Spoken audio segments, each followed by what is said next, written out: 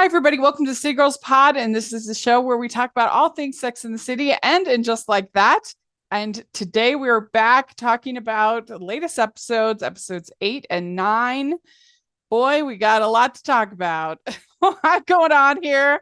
It's going to be fun to talk about. And I am film critic Rachel Wagner, and Jacqueline is here.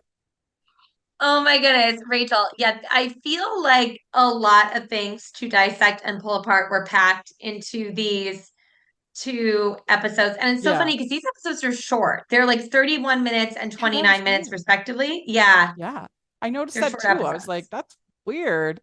The one was so short. Yeah, I really didn't like either of these episodes. They were frustrating, but they definitely give us a lot to talk about. So it should be good. And as we always say with Sick Girls Pod, like this is a more mature show. So like if that's not your jam, we've got tons of other stuff to listen to on Hallmarkies You have podcast. so much stuff on Yeah. Hallmarkies Pod that you can Yeah. listen to that is not mature content, but you're here at Yeah. City Girls Pod right now. That's So right. we're going to be talking about sex. That's right. That's right. Okay, so episode 8 is Happily Ever After is the title. Carrie works on notes with Duncan during Aiden's visit. Lisa manages her feelings for Marion.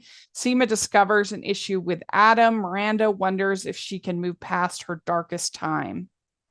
So, yeah, this episode was interesting. I am just really not feeling this plot with Lisa, especially. Like, Okay, here's my thing with this. I think that as I've mentioned, Marion is so hot, but I'm not feeling this plot. I kind of just wanted them to be no, buddies, and he's so sad. I think he's so hot, but I am not feeling this plot.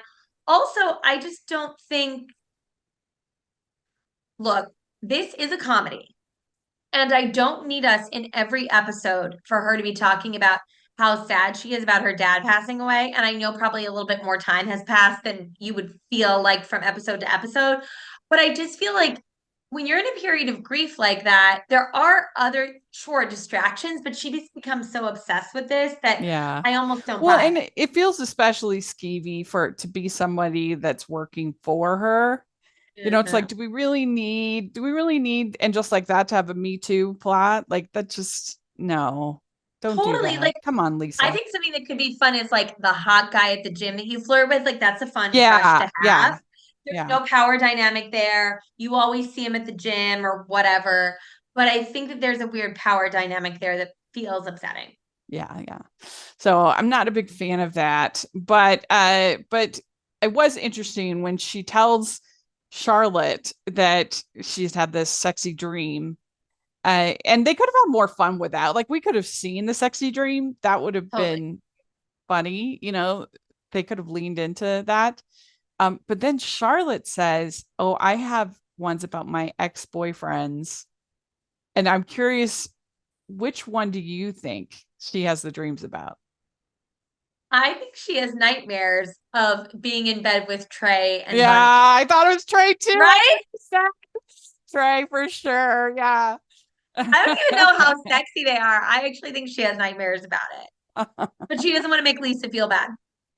Well, she really likes Trey, but he just, they weren't compatible. You know, it was I guess you maybe nowadays you'd say an asexual relationship. I don't know Completely. what, Yeah. but Yeah. so I could picture her having dreams about about Trey. Totally. Totally. But she dated. I mean, I can't. I all of them kind of. I guess that's the easiest one because it's the most Yeah. memorable. Yeah, memorable. But she had some pretty sexy sexy guys over the years. She sure did. So Charlotte wasn't as innocent as they would lead you to believe, which is fine. yeah, There's no which shame in was that. I think part of it's the awesome. fun. Yeah, Part that of was the fun. part of the fun of her. So Yeah.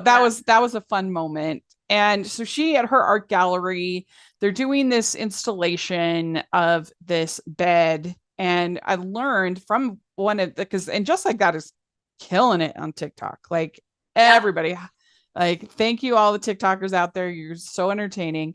And one I should have written down who it was, but one of them did this whole thing about uh this bed installation Oh yeah. on the show was an homage to this famous sculpture, quote unquote, called My Bed. This by Tracy Emin, and it first created in 1998, and then it went into the Tate Gallery in 1999. Evidently, she had been on this bender. The artist had been on this bender, and she looked at the the mess, and she saw like some kind of white beauty of it all. Like the mess Yeah. was beautiful to her. And so she sold this exhibit of her unmade bed, and it caused all this like reactions in the art world. But it ended up selling at Christie's in 2014, $2 million. The I didn't bed, know it was 2 million. $2.546 That is million dollars. fascinating. I so Rachel, when you sent me this TikTok, I thought it was fascinating because what this artist created, I thought was extremely compelling because there was not a person in it. So you could see yourself in that. And I think that having the person in it made it almost like a joke rather than, I actually thought that this piece of art was extremely powerful of seeing this woman who had been on this bender and at like her, sounds like her lowest. It sounds like she was really going through it. Yeah. I thought there's more of putting yourself in that position rather than being like, oh my gosh, there's a naked woman here. Yeah, I mean, I do think it's kind of nonsense, but like I agree with you that I think the it is better without the model.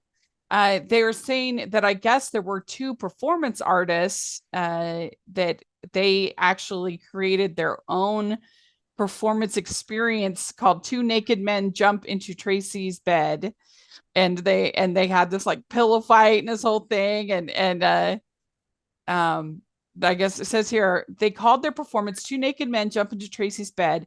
The men also had a pillow fight on the bed for 15 minutes to applause from the crowd before being removed by security guards. Uh, the artists were Love that. detained, but no further action was taken. Oh my gosh, I love that for them. So, but it's wild. Yeah. A And 15-minute pillow fight. Like what? $2.5 million dollars. That's wild. That it was auctioned. Then let's see if it says. Um, I think I don't know. Like that, it all seems a little silly to me. But Yeah. I'm not an I'm not an art person. So I mean, I enjoy art, but not when it's getting like this.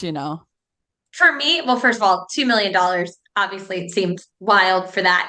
But I like performance art. Like I think all of that's very interesting and there's so much storytelling in that.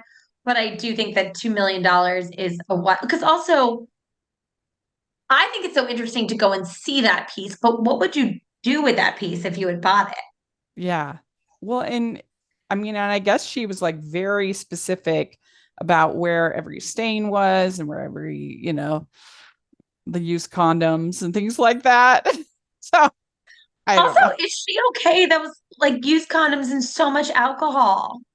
Yeah. Let's see here. I don't know I if mean, good on her for the safe sex, but a yeah. lot of alcohol in that bed. Um, so she is still living, so way to So, go. Tracy Emin is still living. She's only 62, so okay, Tracy. yeah. And is let's see here. It looks like I think she's still working. Um, it says here the Stuckus group, I guess, is the people who bought her. Like they must be an art group. Yeah, Um, impressive. I guess it says here, She's English. Oh, Yeah. Anyway, but it sounds like she made it through. So she made it good through. job. Way to go, Way to go. girl. Yeah. Uh, and we also have we have Charlotte dealing with her vertigo. And I think that is something we've seen before, right? She's had the Yes, vertigo because I'm Samantha helped pretty her with that, sure right? Samantha helped her with that. Vertigo's really tricky. My mom's had it. I really have empathy for people who have it. It hits really quickly too, and sometimes out of nowhere. Yeah, yeah. So then we have Joy bringing Miranda. We have Joy bringing Miranda a bottle of gin, and she sees it as this like nice gesture because it's like, oh, I'm committed to you. I have something at your place, but it really was quite thoughtless when Yeah, he's an here's the thing though. alcoholic. I think she didn't know Miranda was an alcoholic. I think she just thought, "Oh, I'm not drinking right now." I think it was on She didn't Miranda know. to She wasn't. express to Yeah, her. I Yeah, thought that she just forgot. I thought she knew, but then just forgot, and she was like, "Oh, I forgot." Which I I can understand, I guess, but like the fact that once she realized, like, "Oh, I forgot," she should never have given it to her. Like that's where it totally. went wrong to me. Of like, wow, this person's really thoughtless because that's like horrible to do. I thought it was on Miranda because what I thought happened was that because I'm thinking of people that I know that don't drink but also aren't like sober. They're just not drinking right now, and they're like, "Oh no, thanks, I don't drink," or whatever it is. Or a lot of people do cleanses. I thought that's sort of what she had expressed to Joy. And the oh I forgot was like, oh yeah, that's right. You're not drinking like right now or whatever. And Miranda knew that she hadn't been honest with her about how Mm. bad it was and that she was actually like sober. And I think that's why I thought it was so hard for Miranda to end up telling her is because Miranda knew she wasn't really being straight up about it. I guess I can see that. I was thinking, oh, she knew, and then Joy just forgot. And so Yeah. that's why I was like, once because she sort of was like, oh, I forgot. Yeah. And that's where I would have been like, okay, then to continue to give was pretty thoughtless. But Yeah. nevertheless, it becomes this moment for Miranda. And like the show has done a terrible job with this alcoholism plot for Yeah. Miranda. You know, it's like snap. And I mean, so I guess it was good to show like a little bit of suffering, a little bit of challenge with it, a little bit of and everybody's experience is different. Some people are able Yeah. to kind of go. I mean, my grandparents, when they joined the Mormon church, they just stopped. They stopped, stopped drinking, stopped smoking. Both of them did, Yeah. and they never did it again. And they did never did it. Yeah. No, and so some people can do that, but usually neither of my grandparents were alcoholics. So I think that's and it's interesting to think about Miranda's relationship with alcohol. Like for me, I knew I need to stop drinking because when I would drink, like it didn't affect me very well. But when I stopped, I didn't have any trouble because I it was hard for me to know what my limit was, but it wasn't hard for me not to drink. So I'm like, oh, I should just not drink. But I think for yeah, Miranda, alcohol has always been a part of a lot of her social situations, yeah. which I think would be, and she also drank on her own. So I think that it probably would be a bigger struggle for her to kind of acclimate to what that lifestyle's like. Ho, ho, ho. We'd like to take a second and thank our sponsor for this episode of the podcast. It's the Hallmarkies Patreon. Do you love Hallmarkies podcast, especially at Christmas? Do you enjoy the holiday previews, recaps, interviews, and bonus episodes? If the answer is yes, please consider supporting the Hallmarkies Patreon. We need your help to do what we do both during the Christmas season and all year round. But not only do you help a podcast led by strong, independent women by becoming a Patreon, you get to become a part of the Hallmarkies family. Starting at only $2 a month as a patron, you will have access to our Facebook Patreon group where we talk about the movies, shows, and more all year. We also have many monthly patron watch-alongs with guests like Lacey Chabert, Natalie Hall, Paul Campbell, Mary Lou Henner, and more, giving their behind-the-scenes details of their films. As a patron, you also have the chance to provide input into the podcast and even join us at different tiers.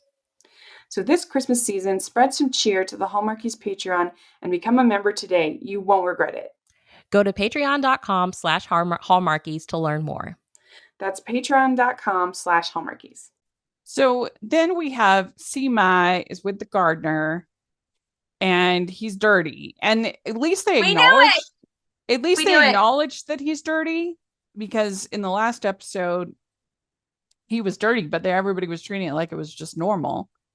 And I don't think this coupling makes any sense. It's not swoony to me.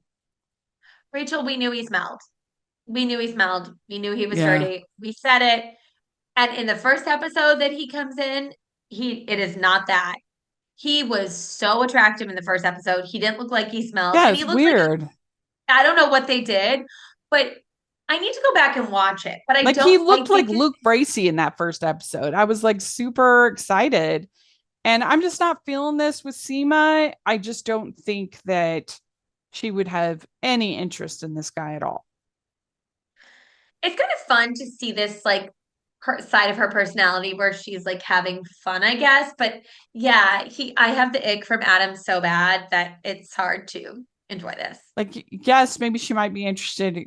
He's good in the sack and everything, but like, I don't know. I just don't picture it being like I think it would have been funnier if they had Seema like a kind of be more standoffish and be like, I don't know. And then he's like, keep sort of not pursuing. That sounds weird, but like he keeps doing nice things for her, or keeps, helping her with her garden or something like that. Like, I think that would have been funnier than him being just kind of like a boy toy that smells.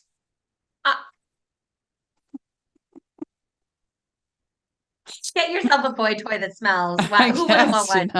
No, I agree with you. I think that plot line would have been really nice, like a slow burn. But I think he never needed to smell. And she could have just thought, like, oh, this isn't really for me. He's not my typical guy. But like you said, the Luke Bracey of it all, we could have had that the whole time. And the obstacle was just that she wouldn't normally date a gardener. And then she realizes it's what's on the inside that counts.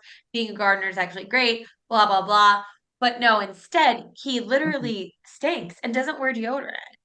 Yeah, he wears the rock. Like, I guess it's a real thing, the rocks.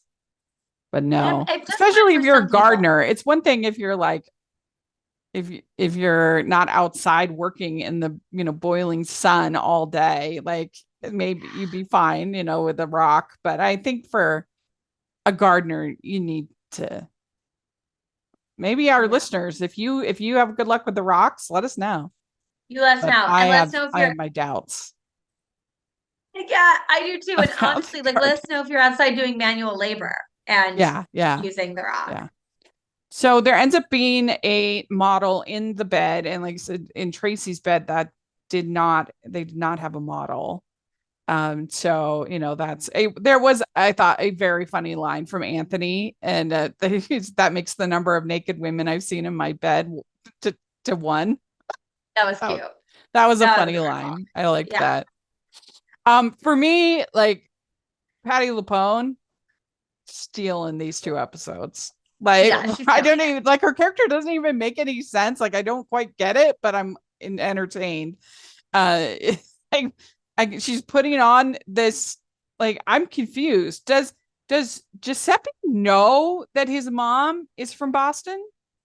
Because it seemed like she was pretending the whole Italian thing for him, for her son. I think she puts it on for her son as like a la-ti-da. Like, there's clearly some mental health issues happening here, but I kind of love it.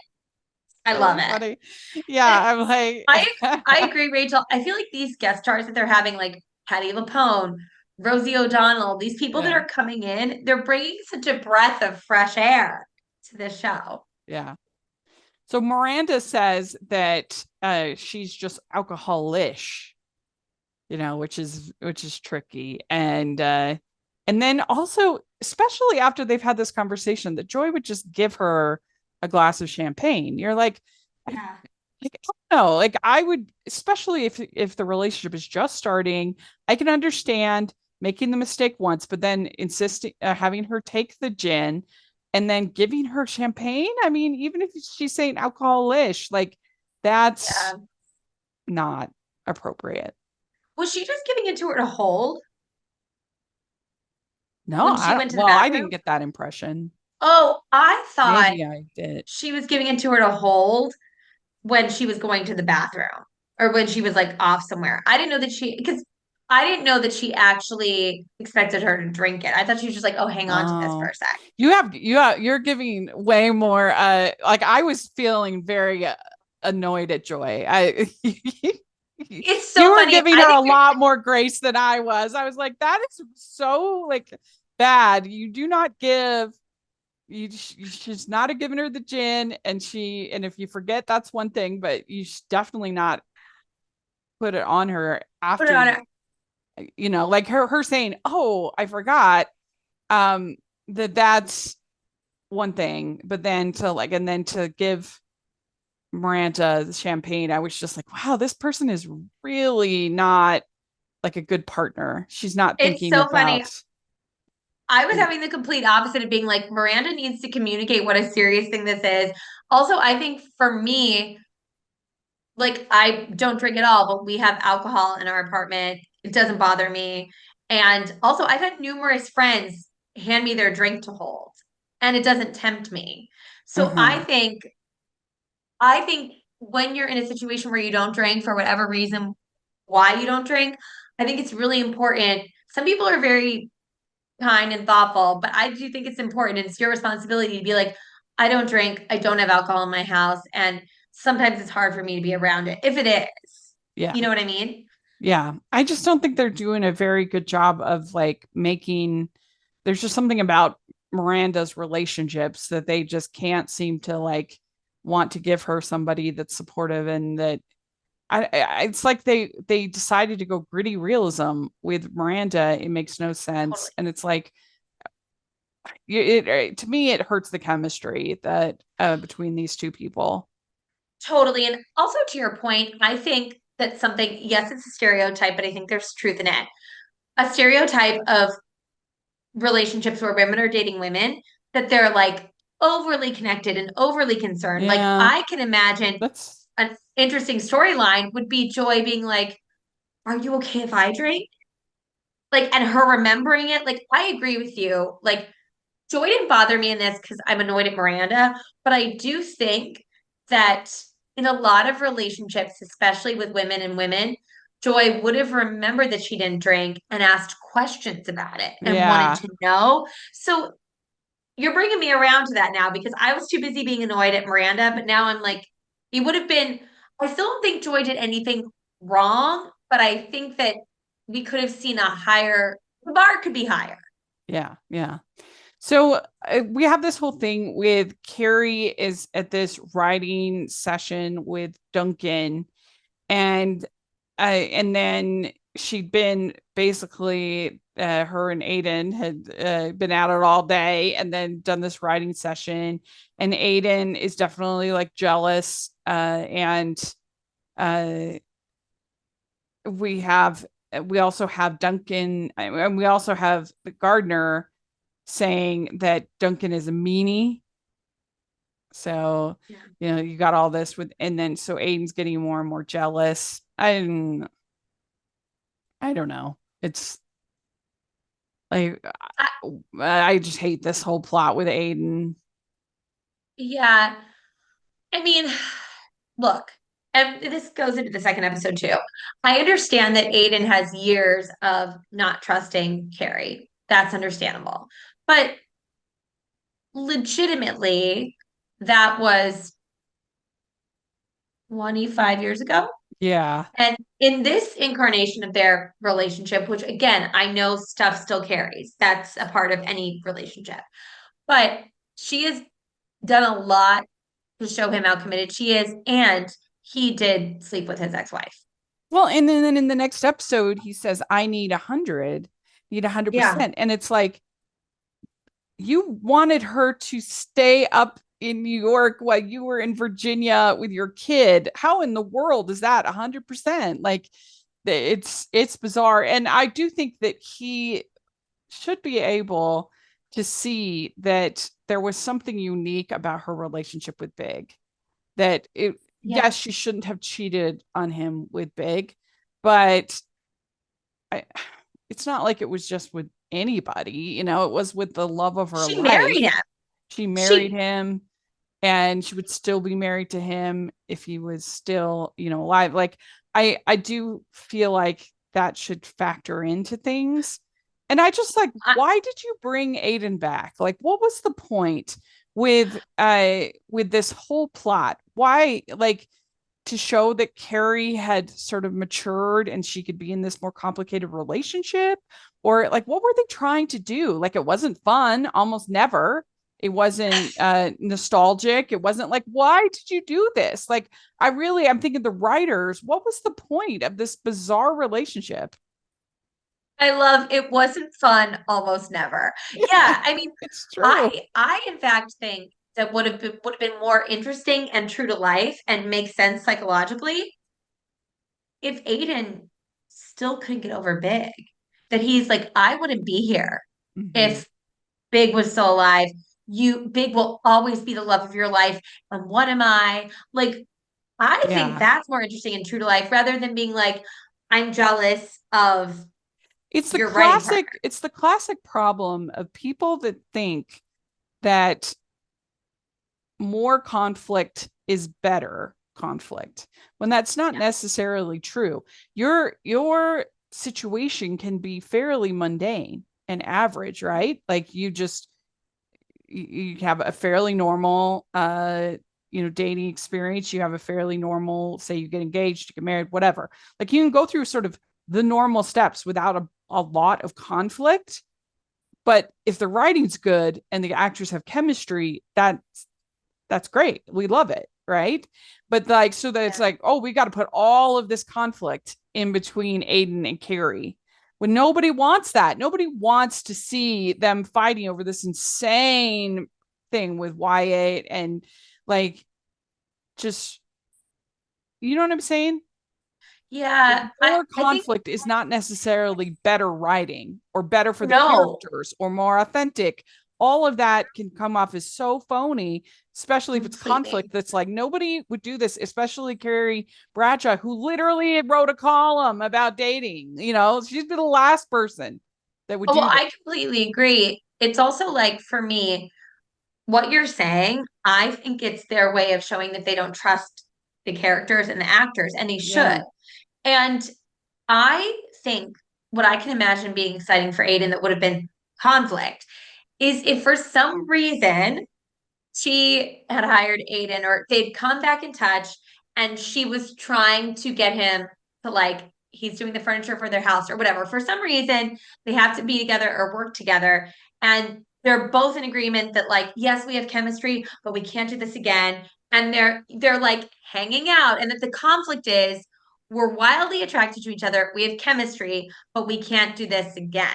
Or All of this even, stuff with Wyatt is yeah, ridiculous. like, even if you had them meet up like they did in the second movie, just randomly just happen to meet up, you could, even if you had that and you had her memory big, or trying to make him like, you could have that be a conflict. Yeah. I'm just saying, I think that writers sometimes feel like, oh, we can't just have them like date normally. That's not interesting.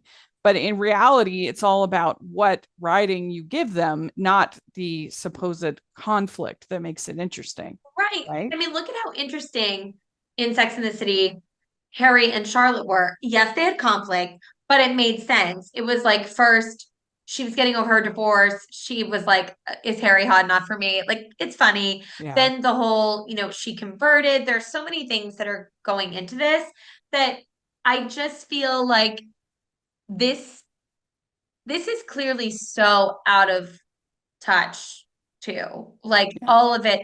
I mean, it's so cringe. Hey, this is David from the Piecing It Together podcast, a podcast about movies and the movies that inspire them. For over 4 years, each week, a guest and I take a look at a new movie through the lens of what other movies we think were either an influence or connect in some other way. It's a fun, unique way to discuss films that leads to a great list of other movies to check out that either explore the same themes and ideas or maybe utilize similar filmmaking techniques. Including special episodes in our side series that twist the format, we've done over 200 episodes, so there's bound to be one on a film you've been thinking about and want to dig deeper into. So check us out on all the major podcasting apps and at piecingpod.com. So with Lisa and Marion, they're making it seem like Marion is pretty clueless of like our knees touch, our, and whereas Lisa's sort of reading in to all of this, like, oh, what does this mean? Or, oh, this is temptation, or, but he seems kind of oblivious to what is happening. And he's married, right? He's married. Yes, he's married. And also, Lisa seems like extra kind of just sensitive about this. I mean, it would be hard to believe if she's worked in media. It would be hard to believe that she has never had an attractive male colleague her entire career. Like impossible to believe. Yeah, you're right. Like you would think. Not.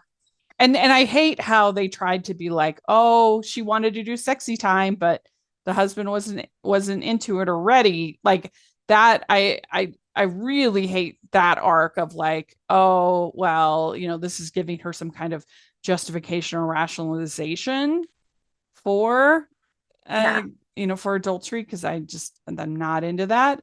But yeah, I think they're trying to set it up as like Marion is really that Marion is very obtuse and doesn't see what's happening, and she's like very sensitive to it. Yeah, I mean, it's like, it makes sense. I think I've had my leg touch whoever I'm sitting next to in the movie theater or in the theater. I'm sure my leg was all up on your leg for all the shows we've seen together. Mm-hmm. And I'm not afterwards like, oh my God, did it happen? Like, well, I don't get why. And she gave up going to Charlotte's exhibit with the family and everything in order to go to this movie screening where they could meet the person who met with Michelle Obama. I mean, all of this feels especially. Well, she still didn't stay for the end. She still didn't stay for the end where she actually would have gotten to meet her. And all of this feels especially phony, especially if you know anything about the Obamas, because the Obamas have a literal movie production company. So they have even been nominated for Academy Awards.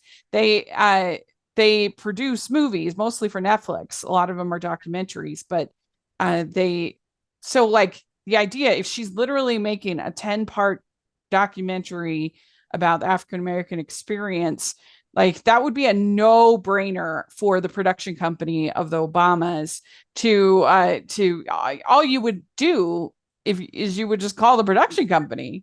Yes. Like it's not like this is some like obscure thing or some like side interest. Oh, we got to catch them. We got to catch people. No, like the Obamas literally work in media. Yeah. So it's wild to me. And their daughter works in media too. So it's so funny, or one of their daughters does. Higher Ground Productions. Higher Ground Productions is what it's called that the Obamas do. So they would be like actively interested in this 10-part series. They would want to be involved. They certainly would want to talk about it and want to. So the idea that they would need all this subterfuge is absurd and absolutely ridiculous. So,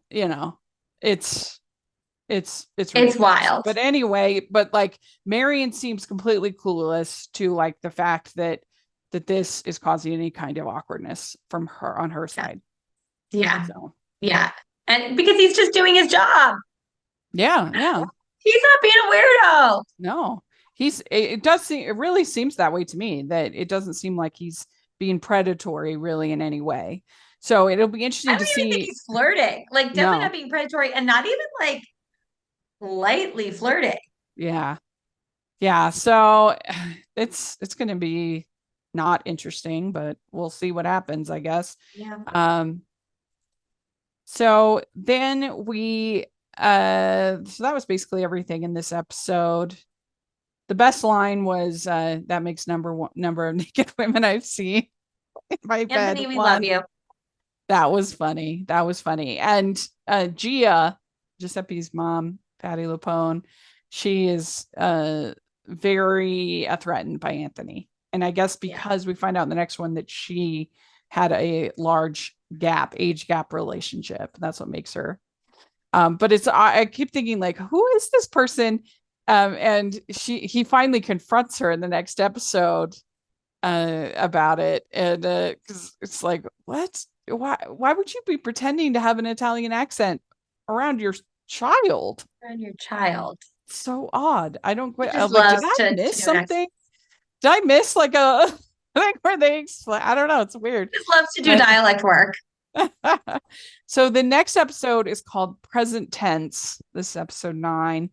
And it's as Carrie confronts lingering trust issues in her relationship, Miranda opens up to Joy about her own baggage. Meanwhile, Anthony continues this attempt to win over Gia, and Adam convinces Seema to try something new.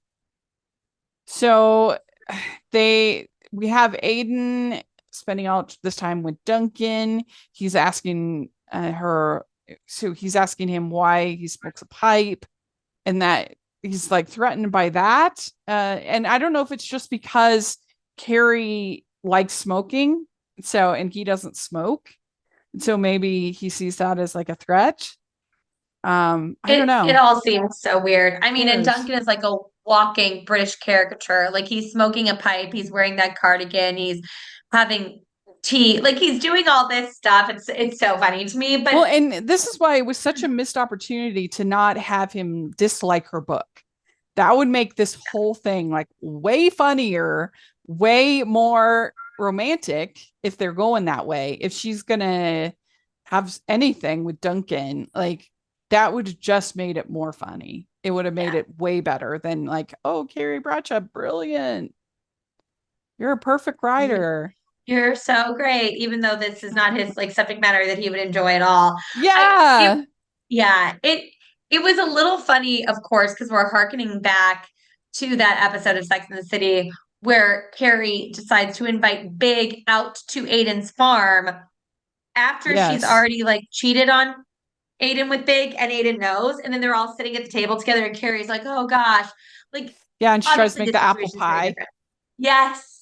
So we know that it does go back to that with Aiden, but still, I think they could have done so much more to make it funnier, make it sexier, make it just better. I just feel like they've turned Aiden into this like nonsensical, whiny, like just a nothing burger. He's just nothing.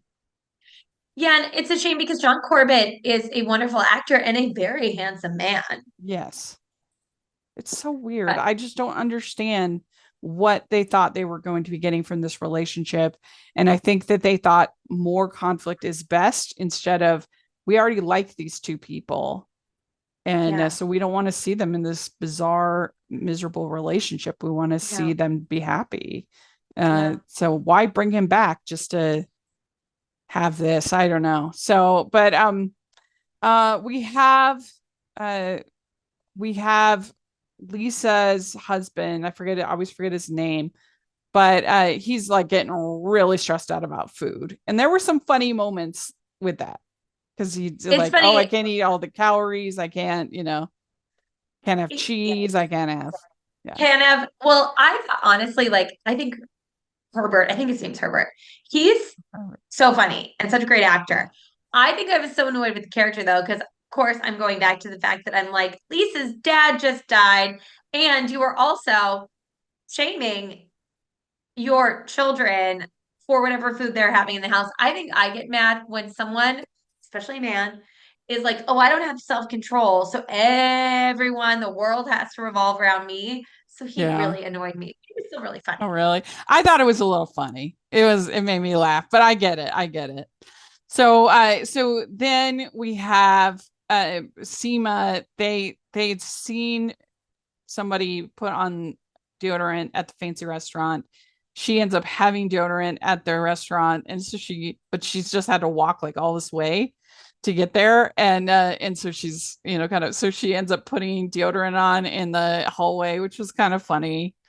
I thought that was funny. I also thought like Seema in this scene, I don't know what it was, but like obviously she's a beautiful woman, but I thought she was so sexy. Like I was like, okay, she's running in this like hot little pantsuit. She looks great. She realizes that her dinner or lunch date, who's like someone she's trying to prospect, like prospective client, he Yeah. says the waiter smells, but really she knows it's her. Yeah. And when she looks at that woman coming out of the bathroom and is like, I'm not this person, I thought it was really funny because of course she's mortified. She would So never do that. that's like a funny moment, a funny bit. And yeah. I mean, I She think sold that it. yeah. I think that nothing would surprise anybody in New York City. I don't think anybody would be like, oh, that was I think you'd have to do a Oh, lot. yeah, no, I've done that. I've done that before. I don't even think it's that weird.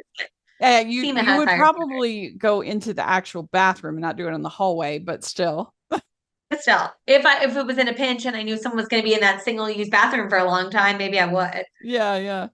So I did love Gia in this episode. I thought she was really funny. And when she's looking at those pepper and salt shakers, she's gonna like, That was so funny. that was funny. And she says she's worried that a younger lover for an old man for her son, or she's worried that Giuseppe is going to be the young lover for an old man. Yeah. Worried Which about that. And I actually do think that this what can you offer in the relationship? And then she goes Boston on him, which was really funny. that was amazing. Also, I love the way that she totally lost her crap. Like she lost it. Yeah. And then Giuseppe walks in when she's holding the knife. She's not threatening Anthony, but she's picked it up off the floor, but she looks insane. We'd like to take a second and thank our sponsor for this episode of the podcast. It's the Hallmarkies merch store. Are you looking for that perfect gift for the postable, Hardy, or Hallmarky in your life? What about getting that t-shirt or hoodie that will help you stand out at your next holiday party? Now is the time to check out the Hallmarkies merch store. Full of festive designs by artists like Jessica Miller, Carrie from Hallmark Comics, and more. You can even have more than just shirts, but totes, cell phone cases, notebooks, mugs, and more. And it isn't just Hallmark. We have designs for Anna Green Gables, Man from Snowy River, The Nanny, and more. Every purchase at the merch store goes to help support the podcast and allows us to make the great content you know and love. There are frequent sales, so go to tpublic.com/stores/hallmarkies or see the link in the description. That's tpublic.com/stores/hallmarkies. So Aiden wants to make steaks for Duncan and for Carrie. And Carrie's like, no, we're just working. We don't want that. And that's where you get this conflict. And then he says, you smell like smoke. Get away from me. And here's the thing. You're talking about the woman who just smoked nonstop for the whole entire original series. And that was a point of conflict for them, because that was, I think, on their first date, Aiden said that he couldn't stand smoking. But she lied about smoking to him. So at this point, she lied about. At this point, I think he wouldn't be bothered by that if he wants to be with Carrie, because she did smoke. She still smokes, and but this was pipe smoke, I guess. So it's like extra problematic for him. Yeah, I feel I was of two minds about this. I thought, and also I know you get it because we have like unconventional careers, that like I thought it was really a bummer that Aiden couldn't understand that this is work and treat it seriously and treat it as such. However, I also thought, okay, why doesn't Carrie say to Duncan, oh, do you want to take a quick half-hour break and eat a steak with Aiden, and then we'll get back to it. That way, because they have to eat something. That's sort of what it was like. If she said to him, like, hey, Aiden, I'm not going to be able to do like a whole thing. And I understand why she didn't want to leave Duncan, because that seemed rude. But if she was like, hey, that's so considerate, we're only going to be able to take about a half-hour break. Are you okay cooking for just that? And then he could have made the decision. Well, yeah. So she ends up sleeping away from him. And then they have this fight. Can you blame me for being nervous? That's what Aiden says. And she says, how dare you? How can I have not earned your trust? I was in this 100%. And I think what the problem is that the relationship just feels so inauthentic that it's Yeah. not compelling. Like it, and it's just kind of like, why did you do this to characters that we liked? Why did you have us go through this? What was the point? It was just a total waste of time. And also, yes to all of that. And also, at the end of the day, people who not only are one, who are adults, two, have a shared history together, and three, have already been together a decent amount of time, even in this part of their relationship, to end it so quickly, it feels like we're 12 years old and you didn't really have an investment. It's like, oh, we're broken up. Like, I'm not saying that you should belabor the process if you know it's not going to work. But I don't think that one discussion on the street, like this would be an hours long conversation at minimum. Like to just give up on Mm-hmm. it felt Yeah. so weird to me. Yeah. And Aiden says, I really thought we were going to make it this time. You really thought that you were going to make it, and you're asking her to be a side wife for 5 years? Come on. And Come not on, expect her to be with Aiden. anyone else, but then you have sex with your ex-wife. Yeah, it just doesn't feel authentic. It feels like a waste of time. It feels frustrating because we like these characters and we have history Yeah. with them, but they like, why did they do this? Why did they I don't know if I they're will gonna say, I'm sorry, go ahead. I don't know if they're gonna try to do some kind of coda on this, like by they since this is just episode 9, if they're gonna try to do something else before the end of the season with it. But Because it's 12 episodes, right? yeah, but like what a frustrating way to end Aiden and Carrie's romance if this I is will it. say, and this is not because they did a good job of it. This is because, as you said, we have a shared history with these characters. When he said, I really thought we were going to make it, I actually thought that really hit me. It made me feel like if that was delivered in a different, if we had a different story, that would have crushed Yeah. me. But John Corbett delivered it really well. And also we had this history. So that got me, but not the way they've been playing it. So not the way it's been written. Yeah. I did like at the end, they have all 4 of these ladies at dinner. And we just have not gotten very much girl talk, girl fun time on this show. And Right. you definitely miss it, which was like a key component because yes, we liked the various love interests and stories, which they've ruined all of them except for Harry and Charlotte. In this series, we liked those, but the core relationship was the 4 women, of course, and they each brought something kind of different to the table. And Yeah. even though I certainly don't feel even close to as much affection for these 4 women as I did the previous 4 women, that they have done a pretty poor job of creating that sense of friendship as a theme, and even having all of them together, or even having them all spend any time together, or even feeling like all 4 of them are friends. I mean, if we got a single scene of Charlotte and Seema together, It's ridiculous. I don't think They're they've had not, a. I don't think in 3 seasons, I don't think they've had a single arc no, together. they're not making it a core friendship group, which is what they needed to do, Yeah, yeah, which they haven't. yeah. Because But I do there's like like, seeing that and end. Yeah. also like, have we gotten anything with Carrie and Lisa? No, Not it seems much. Maybe there's a little bit, but not No, but it much. seems like they're on the periphery. If they didn't want to feel like they were just subbing in Seema for Samantha, I do think they could have just made it like the 5 of them are a core friendship group. And they don't always have to be together, but like they Yeah, are all friends. I think that would have played much better. yeah, definitely. Yeah, I guess not 4, 5.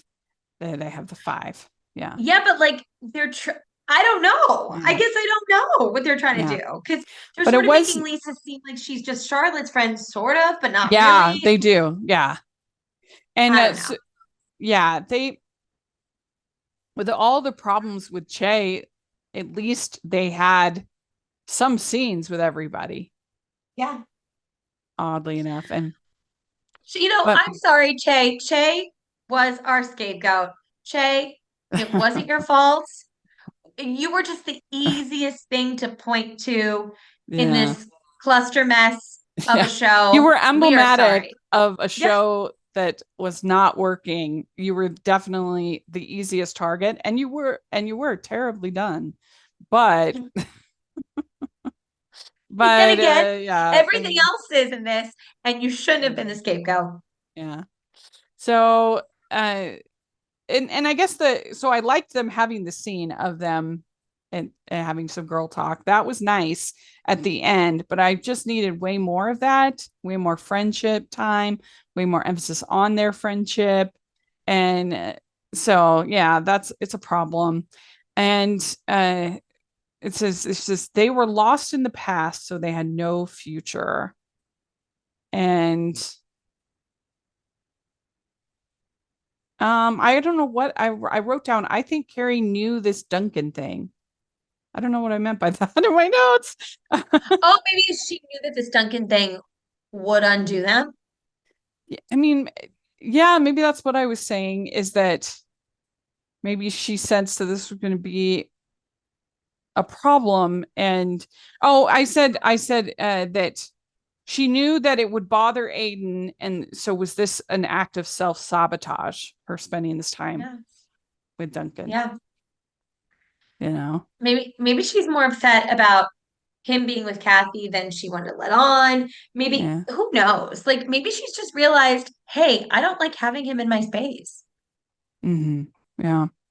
So there we go. The best part of these two episodes was definitely Gia and your insanity. That was funny. And then so yeah, way to go, Patty LuPone. Yeah. Who knew? I Who mean, knew that just like that would be your redemption arc? she's having a redemption arc now. She's trying to Yeah, save this show. way to She's doing go. whatever she can. But a great performance by Patty LuPone. It was really good. So there we go. Let us know what you think of these two episodes. Are you as frustrated with the Aiden Carrie dynamic as we are? We'd love to hear your thoughts in the comment section or on Twitter at Sig Pod. And Jax, where can people find you? Jacqueline Collier on Instagram. Great. And you can find me at Rachel's Reviews, all over social media, iTunes, YouTube, and on Rotten Tomatoes.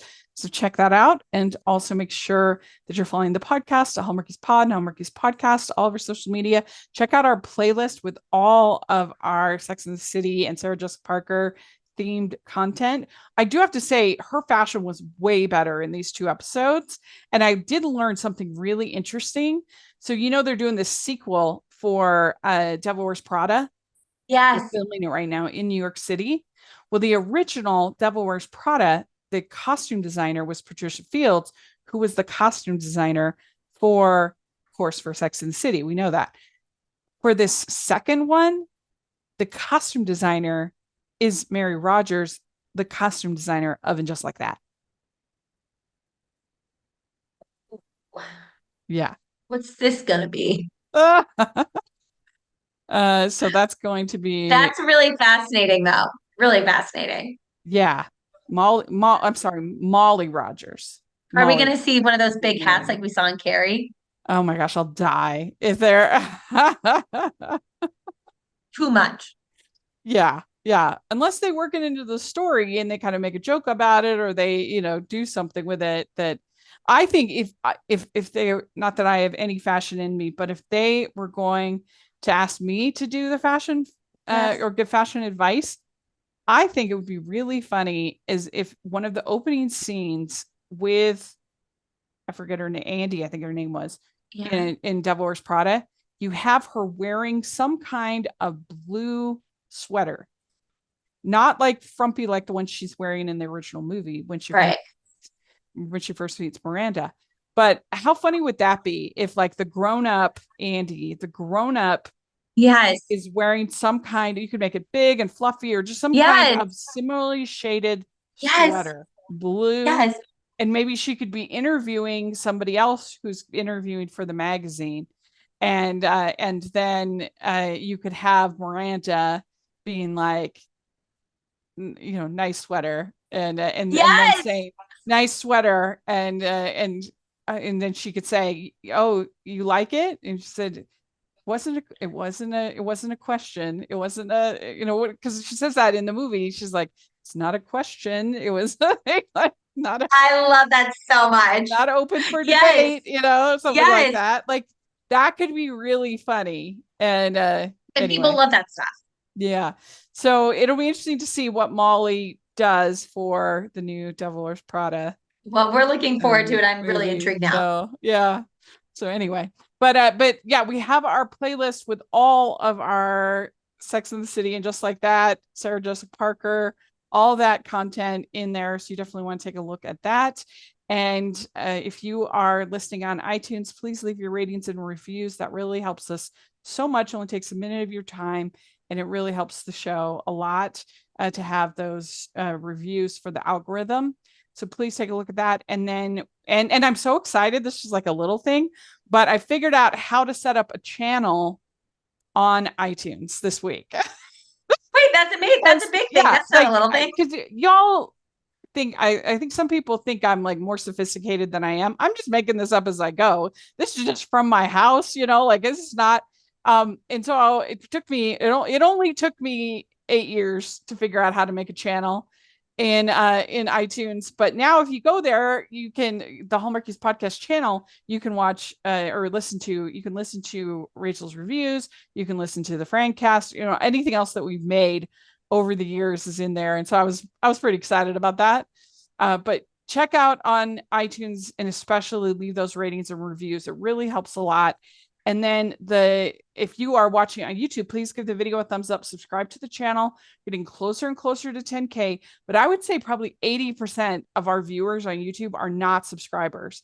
So if you're in that camp, please hit that subscribe button because it'll help us just be able to make more of what I hope you like. That's why you're viewing it. If you like it, please subscribe because then we will be able to, the algorithm will help so much and we'll be able to make more of what you like. And if you're hate watching it, like you hate watch Sex in the City, all the more reason to subscribe so you don't miss it. That's right. I hope not that many people are hate watching. No, us. I don't think so. I think they like us hate watching. Yeah, they are also hate watching Sex in the City, and hopefully they like this experience. Yeah. So please subscribe on the YouTube, and we have our Patreon group, which is the biggest way you can support everything that we're doing. And we have monthly polls and we have watch alongs. We're going to be having Michelle Argulis on with us to watch Record Breaking Christmas in August. So that's something to look forward to. She's awesome. And so those are the kind of opportunities for any level. If you give $2 a month, if you give $20 a month, but we sure appreciate anything in the Patreon. And we have bonus episodes. We have early episodes. I just really try to make it worth your while. Facebook group, please check out that. And then we have our merch store where you can get City Girls Pod merch. Yeah. So check that out and a lot of other fun designs. And we sure appreciate that. And we'll talk to y'all later.